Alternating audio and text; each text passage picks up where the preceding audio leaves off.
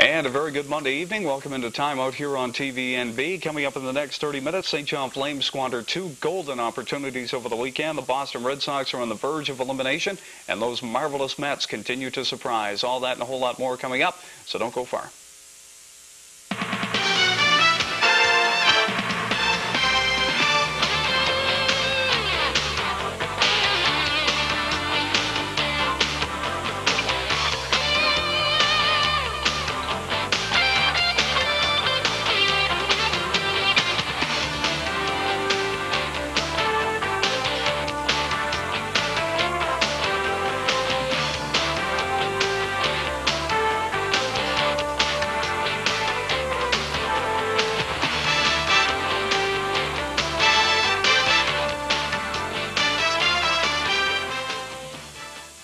Well, I certainly hope you got your work week off to a good start. Nice to have you back for another Monday evening of Time Out here on TVNB. Jim Hennessy alongside Barry Johnston. And how you doing? I'm doing fine, thanks. Good. Staying dry? Staying a little bit dry. A little wet out there on this Monday.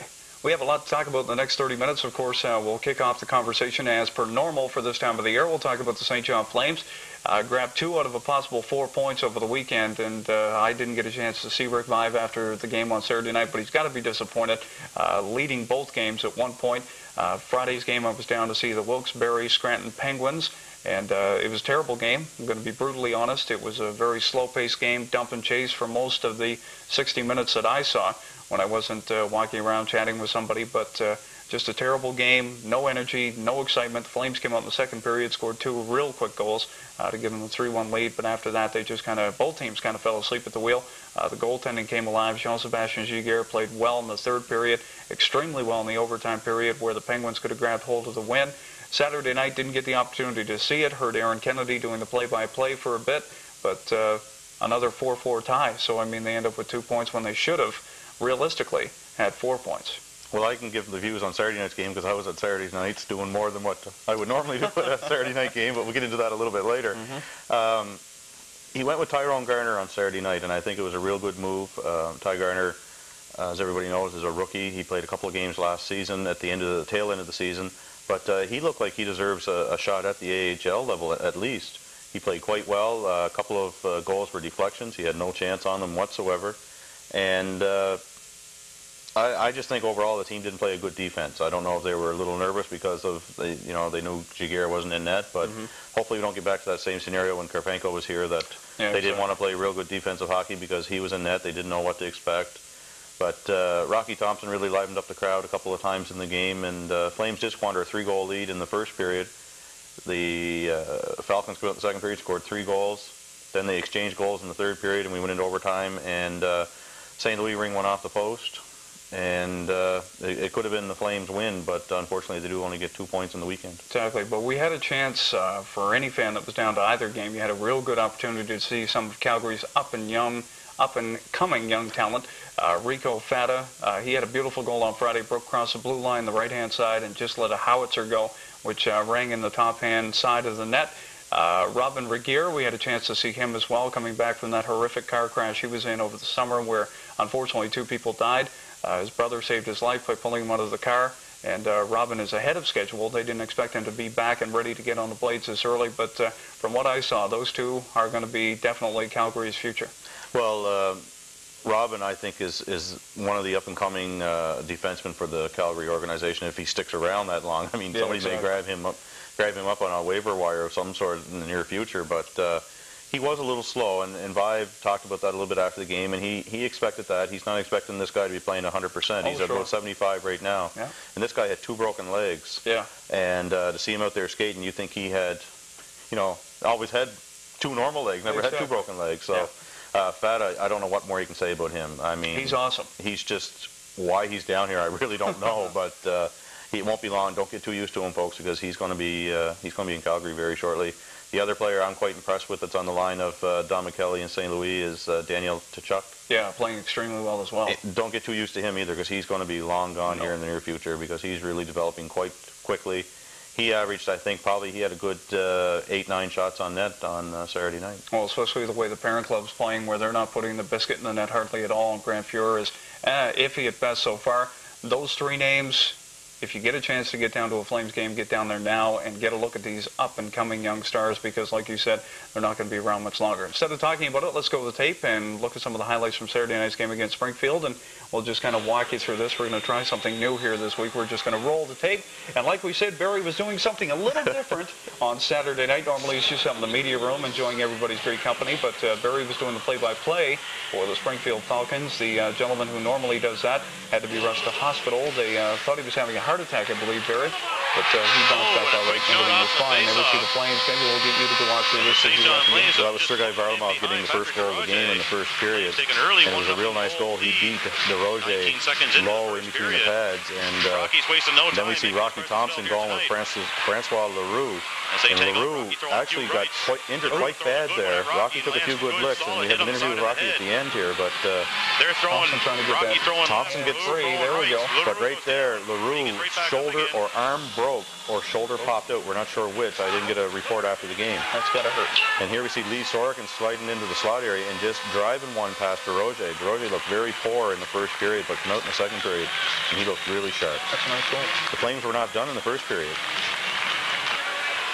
As we see St. Louis setting it up over to Chris St. Croix, and then we see Martin St. Louis just driving it in behind DeRoger on a backhander. He's off to a great start. And the Flames are up 3-0. Move now to the second period, and a quick shot off the draw puts Springfield on the board. Springfield wasn't done. They get another one past Ty Garner. Ty Garner really weak in the 5-hole. That's 2 goals in a row in the 5-hole. And that there was a goal by Scott King. That's Dave King's son. Oh, is that right? There's actually 2 Kings on the team, Stephen King and Scott King. Not the book writer Stephen King. Second bout, Rocky Part 2. Here's Rocky taking on David Bell. Ooh. David Bell really takes a hammer here. Rocky takes a few good licks. These guys throwing some metals. Look at this. This is a clear-cut decision in Rocky's favor because Rocky really laced him. No question. And the fans just went wild. Rocky just kept saying, I'm back, you know, and in the first one, he put up the fist and said, yeah, there's the power right there. Right here, Atlanta Grand Prix Wrestling, the Cuban Assassin. What do you think? The one tooth missing out of the front. In the interview, he has all his teeth in. But and in the third period, the Flames go ahead by 4-3, and Rocky does get an assist on that goal. Excellent. That was a fantastic throw. But thinking about that. But not too much later, Springfield makes it 4-4, and we're headed for overtime. Absolutely proves nothing. And that's Shane Toporowski getting his second goal of the season. Martin St. Louis dings it off the post there in overtime. Almost beat, well, he beat DeRoger, but the post kept that puck out. Golden opportunity there. Some great highlights there. So how was it? It was, 10 minutes before game time, the trainer of the Springfield Falcons company says, well, our guy's not back. And he was talking to Aaron Kennedy, and Aaron said, what do you mean he's not back? Aaron didn't know anything about this. They just noticed that the guy wasn't sitting down there and doing his normal pregame stuff. And Aaron looked over at me and said, here's your chance, big fella. And I said, chance for what? And so anyway, they went down, and the guy in Springfield at the station in Springfield, WNNZ, 6:40 a.m., Dave was his first name, and the guy that was supposed to be doing for Springfield was Chris. I can't remember last names because it was a hectic night. Well, when something like that happens, I mean, you've got tunnel vision. I mean, you're like, what? What do you mean? What do you want me to do? And then you do it, and you're just so concentrated on not screwing up and doing a good job. And, you know, I mean, it's hard to remember names if you don't write them down. And you did write his name down because we wanted to thank him for, you know, giving Barry the opportunity and helping out. But we lost a piece of paper somewhere. I really appreciate what these guys do because there's so much research to go on, and I only had 10 minutes, so I couldn't do much research. So for the Flames, I knew a lot about what was going on. It's early in the season. Exactly. But thankfully, he had a laptop computer there, which kind of helped things out, and he didn't have it in any way, any sort of a security password on because I could access it. But the only thing that was really difficult to operate was their little control module that they use for relaying the game back. So it was interesting. It was an experience. It's like anything. I appreciated, you know, the opportunity to do it, but I don't know. I'd want to practice ahead of time, a little bit more warning. Sure, there'll be plenty of opportunity somewhere down the road. We had a chance after the game, or I should say Barry had a chance after the game, to talk to Rocky Thompson, who, of course, you saw in the clips earlier, who had a couple of good scraps during the game against Springfield on Saturday night. So here's what Rocky had to say. You kind of said you weren't going to come down and throw the gloves off, but you've really got the crowd into it now, and you didn't disappoint. Well, that's the whole thing about me saying I didn't want to come down here and just fight was about me saying, not going out every shift and trying to fight like I have in the past. I wanted to go out there and I want to play more hockey, and I've been focusing more on that, and I've been getting a few points here and there now in the 4 games that I've played. I still haven't played, quite as much as I want, but as far as going out there, I was just, in a mood tonight where I wanted to get something going, and there was the right time of the game, and you're going to see me fight in situations like that. I mean, when I said I didn't want to fight, it didn't mean I didn't want to ever fight. I just want to tone it down, do it at the right times, do it on my clock, not the other guy's clock. We kind of thought maybe you were going to turn into a goal scorer. You got a goal your first game back and an assist here tonight. What's up your sleeve there? Well, I'm just trying to improve myself. I mean, Calgary wants me to get better, and coming down here, I've always came down in the past with the mindset of a tough guy. I go out looking for things, and it hurts the hockey game when you do that. There's no question about it. And now I go out there and I'm trying to find openings, and I'm playing with good guys on the line. I mean, everybody here, we got a great team. We get a lot of good chances, and now I'm starting to figure in on it a little bit, and hopefully with a little more ice time, I'll be able to keep that kind of a pace up, and I'll still do what it takes. I love the reaction of the crowd out there. They're great, and we got a good rapport with one another. How do you feel now? You did get into a couple tussles tonight. How is the head, and is things clearing up for you? Has the improvements with the mouth guard and the helmet, does that help things out quite a bit? Oh, it totally does. I mean, that mouth guard I have is awesome, and I got a good helmet on my head now, and I didn't in the past. And I don't feel the shots like I used to. There's no question about it. Out there, I wasn't hurt. I mean, I got a little bit of a shiner on me right now, but I mean, that kind of stuff happens. But the most important thing is I wasn't dazed and I wasn't rocked. I mean, if something happens that I do, I won't fight right away, kind of thing. But I felt good, and I've had probably about 6-7 fights now this year since training camp, and there's no problems. There's nothing there, and so hopefully I can keep on that pace and not nothing happen too serious. And I'm confident. I don't think there's a problem anymore. I took the necessary time off and made the adjustments that I had to make, and everything's good. So I'm ready to rock and roll. Whatever happens, happens. Let's go back to training camp. You had a little tussle with your teammate Freddie Oduya. Just talk a little bit about that, and from your experience, you've been with the best up in the NHL, and how do you rate Freddie in there? Oh, Freddie's tough. There's no question. He's very, very heavy-handed. He hits hard, and I knew that going into the fight. I mean, I wasn't trying to fight Freddie, but Freddie wanted to come up and, prove something to Calgary probably, and I guess I was the guy to do that against. And we had a good even fight, and it was good. And Freddie's dangerous. I mean, you got to be careful with him. He throws hard, and he throws a big punch. So I was wary of that, and I avoided it the best I could. Got hit a few times, but I answered back and hit him a few times. So it's good. I'm happy we're on the same team now. We can do a little bit of damage out on the ice. As soon as he starts to feel better, I think it'll be a good tandem. Is it safe to say The Rock is back? Oh, yeah, I'm back. I screamed that out there. I'm back. I'm ready to roll. Thanks, Rocky. You bet. Well, there you have it. There's Rocky Thompson, very candid, man. I mean, he's colorful. And that was fun to do, I must say. Well, I mean, that's why people really love him. And, I mean, that's part of the reason, I mean, that it's good that a guy like him is back in the lineup. I know he'd rather be in Calgary, but like they said, they want him to come down here and hone his skills a little bit. He's got 2 points so far on the season. That rates well.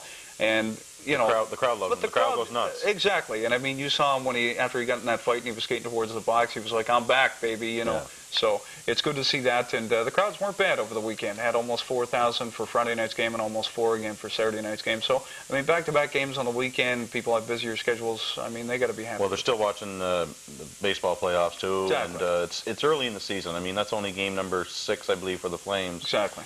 Game 5 or 6 anyway. And it is early in the season. People just haven't gotten into the hockey mode. The weather's been cold. It's been mild. They don't know which way to go, hockey or baseball. So Exactly.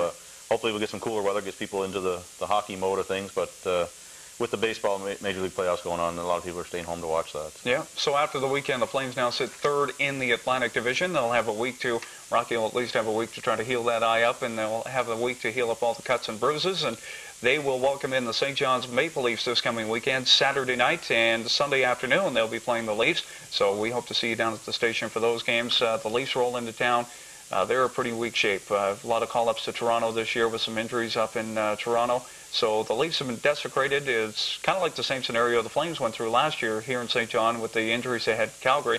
The Flames are pretty weak coming into Harbor Station. So this is another golden opportunity that Rick Vaive and everybody's got to be thinking, okay, there's a chance to grab 4 points here. If we don't walk away with at least 3 after the weekend, it's going to be another disappointing weekend. Well, Rick Vaive, after the game, was very disappointed in his team. He's he's really stressing on a defensive style of game. He said the defense will create the offense, and he's been trying to reiterate that with his team all the time.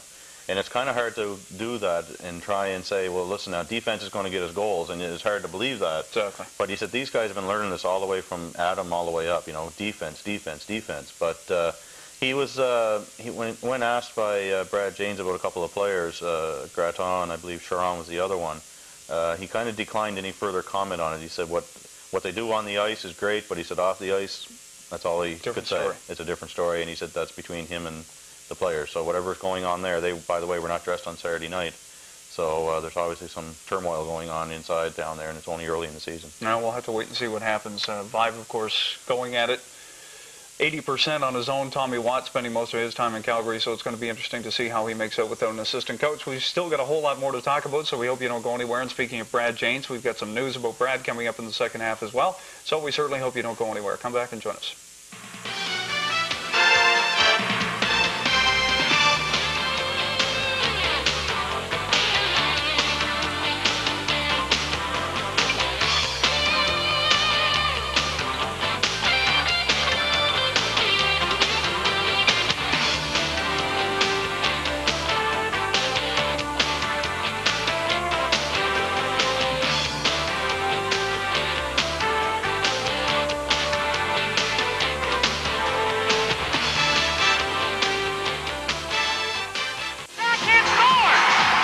Follow the athletes, hear the crowd as we highlight the best of New Brunswick sports action on Primetime Sports, an action-packed leader exclusively on TVNB. That's not offside. What?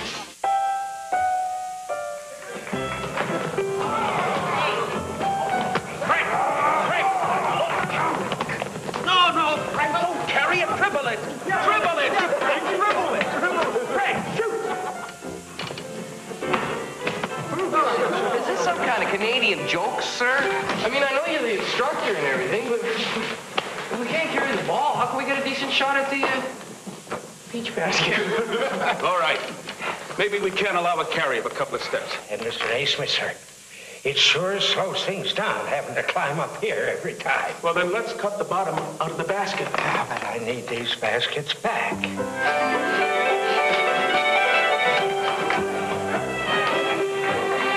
100 years after James Naismith from Almont, Ontario invented it, basketball was being played by hundreds of millions of people around the world.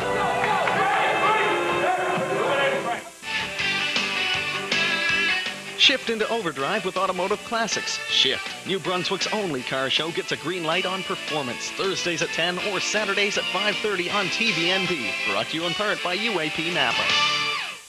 And welcome back into the second half of Time Out here on TVNB. Let's get right back to the conversation. Baseball, of course, tonight. Yankees have a chance to clinch the American League Championship Series as Boston plays host to them. They're hoping that they can stay alive for one more game. The only pitcher that has stood out so far in this series for the Red Sox has been Pedro Martinez. He was up against Roger Clemens. They were touting this as the heavyweight bout of the baseball postseason so far. Clemens, 2 1/3 work, bye-bye. He was terrible. The Boston fans just got all over him, got him out of there real quick. It doesn't look like the Red Sox, a lot of people are saying this is it. You know, the Yankees are going to make their second straight trip to the World Series tonight. What do you think? Well, I think Clemens cracks under pressure, plain and simple. I think he gets what he deserves from bolting out of Toronto and saying, I want to be with a contender. And that's my feelings, and I've been hearing that feelings quite a bit around town. And what goes around comes around. And I think it probably will be the Yankees. It'd be nice to see the Yankees and the Mets in the World Series, but that'd be dandy. That would be a good rumble in the Bronx for sure. The subways would be full going back and forth from the Bronx over to Shea Stadium, I can guarantee you that. Let's jump over to the National League Championship Series for a minute. Heading back to Shea before the weekend got started, Atlanta was in the driver's seat leading this thing 3-0. Everybody thought, or 2-0, I should say. Everybody thought there's no way once they went up 3-0, the Mets can come back. Nobody in professional sports, baseball, hockey, whatever the case might be, has never come back from 3 games down. Those marvelous Mets, man, are keeping everybody on the tip of their toes. Sunday afternoon, we go 15 innings. The game goes 5 hours and 48 minutes, longest game in postseason history. And, now all of a sudden the Mets are only down by 1 game. Heading back to Atlanta, they'll get that series resumed with Game 6 on Tuesday night. Atlanta looks like it might be cracking under the pressure here. What do you think? Well, like I just said, I'd like to see the Mets take it, but just because we're sick and tired of seeing Atlanta. I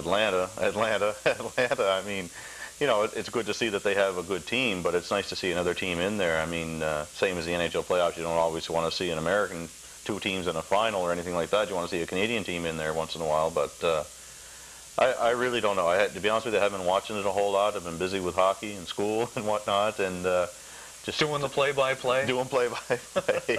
But it's been a really busy schedule for myself, and I haven't really been watching a whole lot. I watched bits and pieces of Boston's 11-1 win, I guess it was on Saturday night. Yeah, it was huge. And then finding out they lost 9-2 last night, I thought, boy, they were choking. Well, they had a couple of calls. I mean, the umpires, I don't know where their heads were, but they had one call where Red Sox were, you know, building up a rally and getting some men on base. All of a sudden, the umpire just, I mean, he was running towards second base. It was an obvious double play ball, but he missed him by a good foot.